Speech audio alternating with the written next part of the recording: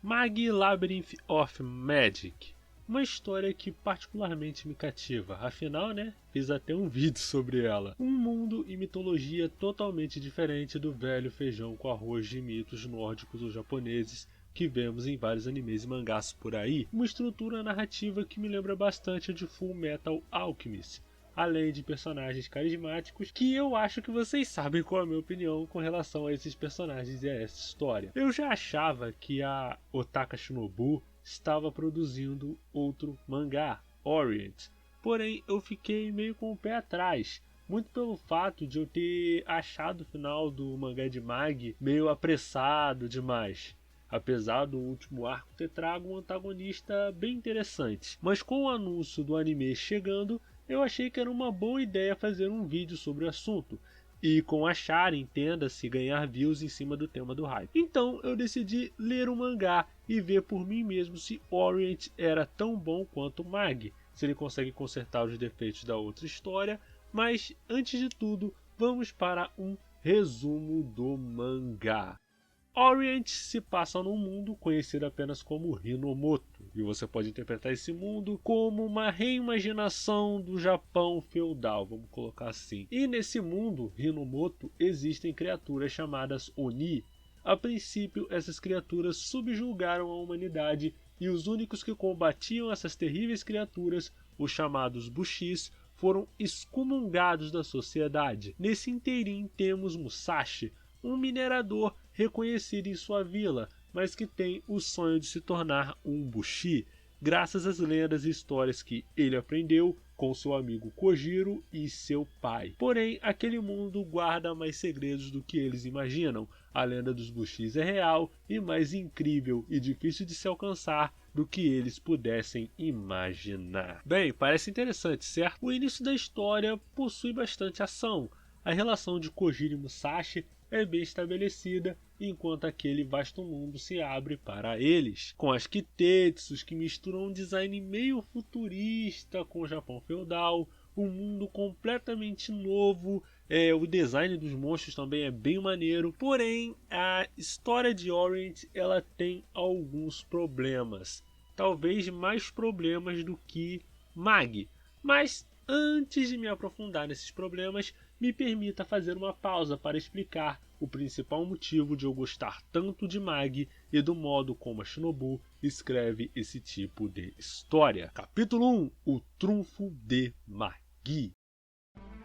Para mim, uma das coisas mais importantes em um anime de longo prazo, em especial anime shonen, é um mundo bem construído, com regras que fazem sentido e que possuem coerência. Em especial, um sistema de poder que não só seja interessante, mas que fale diretamente sobre algum tema ou que construa algum personagem.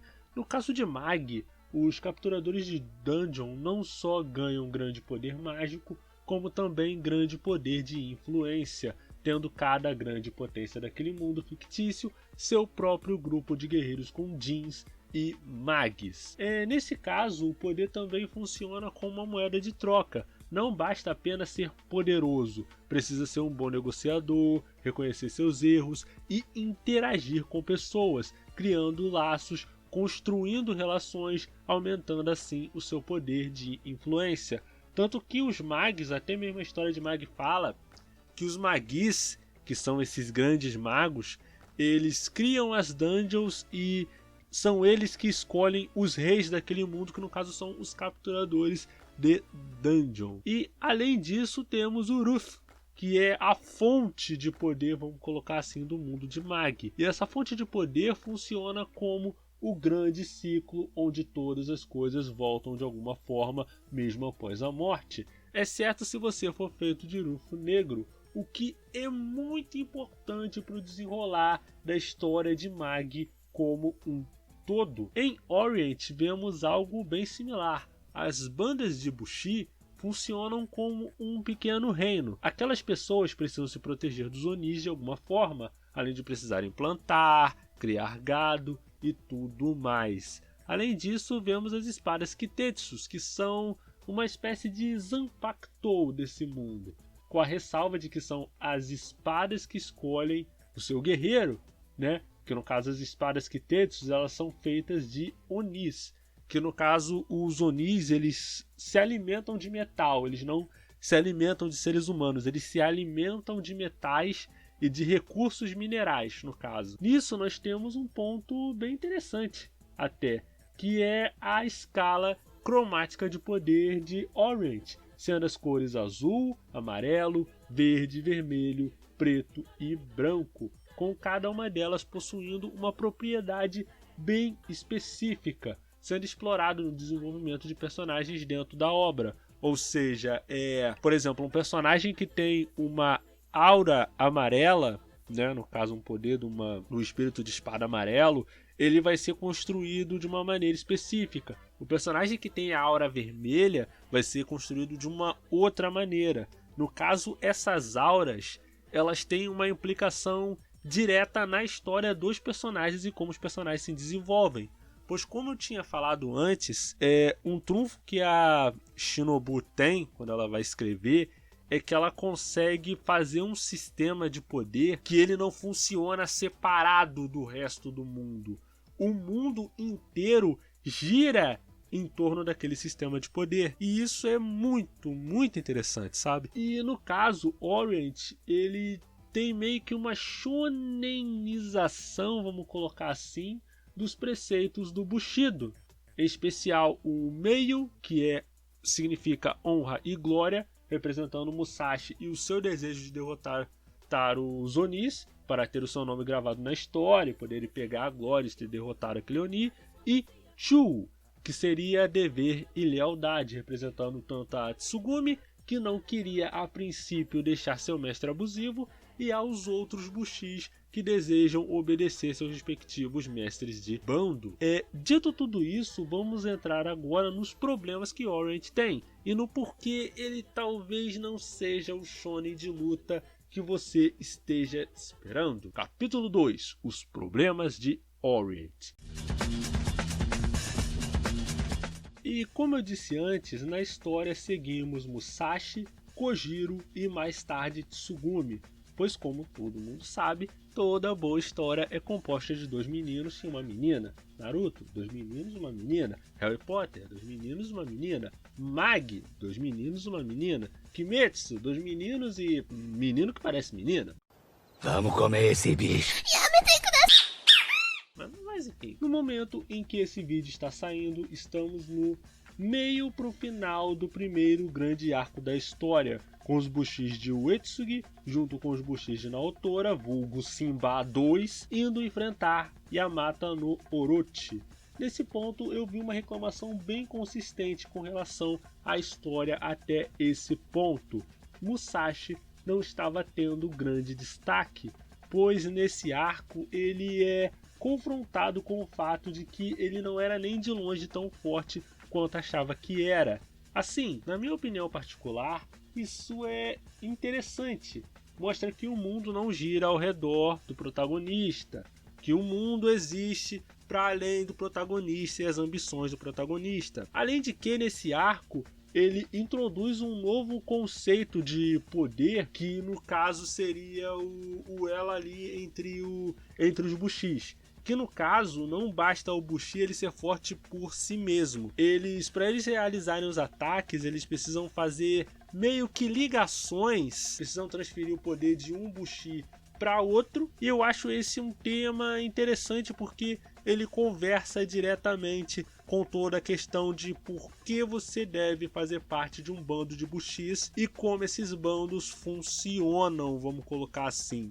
É até um choque de realidade que o próprio Musashi sofre no começo do arco. Além de que esse arco ele é interessante porque ele apresenta vários personagens que são muito interessantes. Contudo, essa ainda é uma história do Musashi. E eu concordo que realmente a construção dele é meio maçante de se ler.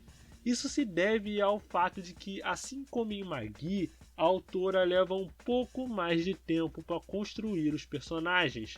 Tanto que no meio da história, no caso de Magi, o Alibaba, a Morgiana e o Aladdin, que são o trio principal, eles se separam. O que para mim particularmente prejudicou o desenvolvimento da Morgiana, que ao meu ver não teve um arco tão bom quanto o Aladdin ou o Alibaba. Porém, diferentemente de Mag, isso eu tenho que admitir, o Musashi não é um personagem tão bom quanto o Aladdin ou o Alibaba, sendo que o Musashi teve um baita desenvolvimento antes, lá na confusão envolvendo o Shiro, né? A primeira aparição do Inuda Shiro, que aliás é um antagonista bem massa. É mais um exemplo do conhecidíssimo tropo do padre Malu, né? do padre lunático. Em contrapartida, eu acho que Orient, pelo menos até onde eu li, vai mais direto ao ponto em relação aos grandes inimigos da história, que são os cães negros.